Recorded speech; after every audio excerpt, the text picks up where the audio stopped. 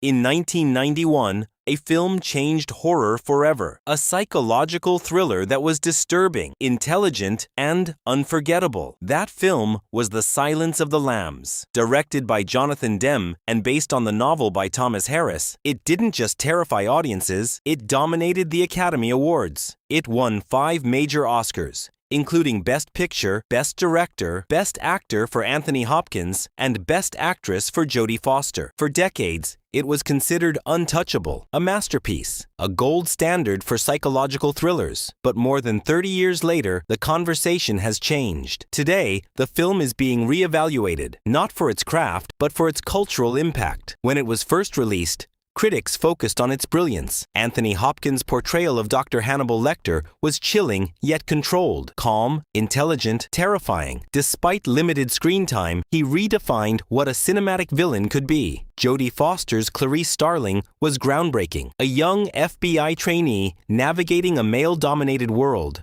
confronting sexism directly, and proving her intelligence at every step. The tension of the film wasn't built on jump scares. It was built on conversation, on psychological manipulation, on silence.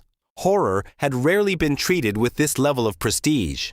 But one character would later spark a more complicated debate. James Gumb, known as Buffalo Bill. In the film, he murders women and attempts to create a suit from their skin. The script clearly states he is not truly transgender. Lecter even explains that Gumb only believes he is, after being rejected from gender reassignment surgery. Yet for many viewers, the distinction wasn't so clear. The visual cues, the behavior, the imagery. For some, the character became associated with gender nonconformity and violence, whether that was the film's intention or not. In the early 1990s, public understanding of transgender identity was limited. Representation in mainstream cinema was rare and often harmful. And because this film was so successful, Buffalo Bill became one of the most visible portrayals of gender variance in popular culture. That visibility carried weight.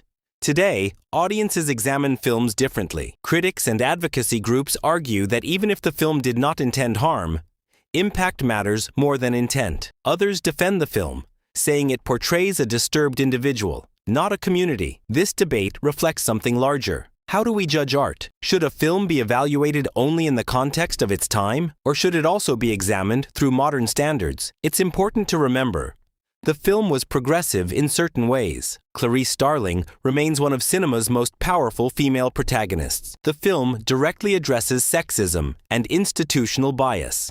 That achievement still stands, but representation evolves, and what felt like complex psychological storytelling in 1991 may feel different to audiences today. Re-evaluation does not mean rejection. It means discussion. It means growth. It means holding two truths at once: that a film can be a masterpiece and still imperfect.